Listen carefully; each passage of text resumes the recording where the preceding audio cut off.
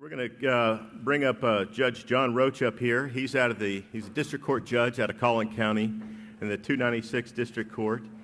He's a former Marine and created Veterans Court and a program called Valor. There are materials that you were provided, and he's here to explain that to you. He's got 15 minutes. Yeah, Thank you very much. I appreciate it. Thanks for having me. Appreciate it. Thank you. Can y'all hear me okay? I'll try it this way. Good morning, everybody. That was okay. Hey, I'm a Rusty Duncan virgin. So thank you for having me very much. I'm very appreciative of y'all having me here. Again, my name's John Roach. I'm the judge of the 296 District Court in Collin County, Texas. But I'm also the presiding judge of the North Texas Veterans Court. It's the only and first regional veterans court of the United States. We serve 5 different counties in North Texas. But in that experience, what I've learned is that we have a problem with veterans that our criminal justice system can't handle. They have unique needs that they have, and that they don't match the check-the-box, usually recommendations of probation or anything like that. And so sometimes they come into veterans court. Who has veterans courts in their counties, by the way? Who has veterans courts? Okay. Who represents veterans? Okay. So this is for you then. So what we notice is when they come into court, they either follow the rules and they go with what we're trying to do with them, and they're going to their treatment plan, they're doing what they're supposed to do in our veterans court, or they don't. The problem is when they don't, what to do with them. Really, the only option that we have is to put them in jail or in prison, because they failed their probation terms of being for completing veterans court, and so all you got left is to throw them in jail. And I didn't want to do that. And so I got together with the county sheriff, Sheriff Skinner in Collin County, and I realized that we have an intermediate sanctioned facility in Collin County. It's an intermediate sanctioned facility. What they did for us is they designated 15 beds for that intermediate sanctioned facility just for veterans. And by the way, when I say just for veterans, that's any veteran in the state, whether they're in veterans court or not, male or female. And so based upon those 15 beds, we have a grant from the Texas Veterans Commission, and we have a lead clinician and a full-time clinician who designed a program just for veterans. That program looks at substance abuse. Well, first, when they come into the program, they're completely evaluated to see what their mental health is, what their substance abuse is, what their history is, and what they need. And then they design a customized program in that facility, a lockdown facility in Collin County. And so we address substance abuse needs. They get anywhere up to what would be equivalent to an IOP. They get treatment for their traumatic brain injuries through different cognitive behavioral therapy, cognitive processing therapy. EMDR is a therapy that they use. They get individual counseling. They get group counseling. They get NA. They get AA. They get art therapy. They get music therapy. They get medical attention. They get a consultation with the VA. We send representatives from the VA over there to help them with their needs and their claims. We also work with the Texas Workforce Commission. They come over there in the last phases of their confinement and work on their plan, what their exit plan is going to be, help them get a job, help them look for a job, help them with their resumes and stuff.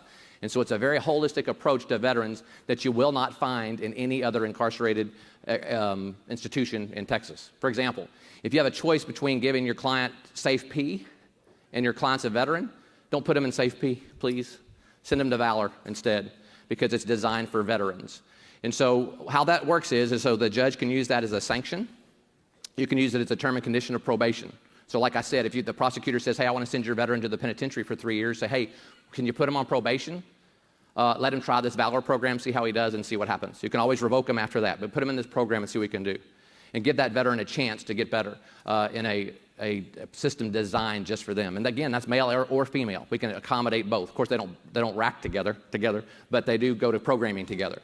Also, too, what I didn't tell you is it's a work program. And so when a veteran wakes up in the morning, they do reveille in the morning at 4:30 in the morning, and then they go to work for half the day. And so it's a work program, too. And they're going out to our cemeteries to mow the lawns. They're going out to the animal shelter to clean the dogs or the dog. Apparently, y'all cuss a lot at Rusty Duncan, apparently from the first deal. And I did not have that worked into my speech. So pick up dog shit and, sorry. So that was kind of new to me, to this whole CLE thing, to cuss during my presentation. So I'm trying.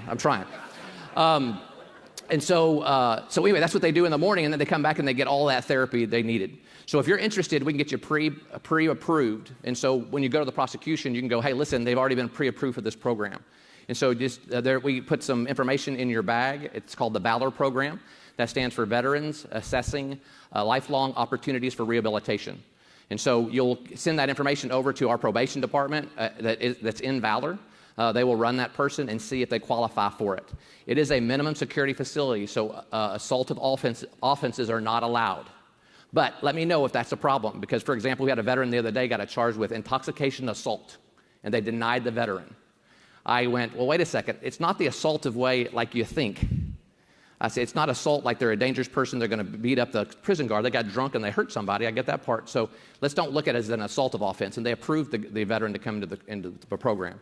And so if you have a problem with getting into the program, let me know. You also may not know, because it's a brand new program. We only started it in November. If the DA doesn't understand what it is, have them call me, or her.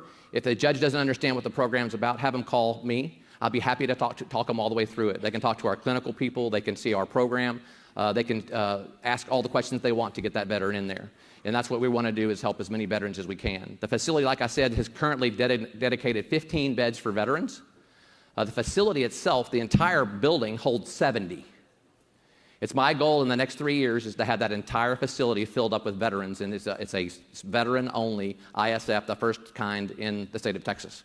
And I'm going to need your help to do that, and it's going to help your clients when you do it. And so I don't want to take too much of your time. I kind of forced my way. I used the judge title to get in here. Damn it. See? And I said, I really want to talk about this program. Can you really fit me in your stupid-ass program? And is it working? And can you do that for me? And they said, sure. And so they gave me the 15 minutes. I don't want to take up any more of your time. If you have any questions, I'm going to stay out back and answer any of those for you. But thanks for all what you do, and thanks for what you do for veterans. Appreciate you.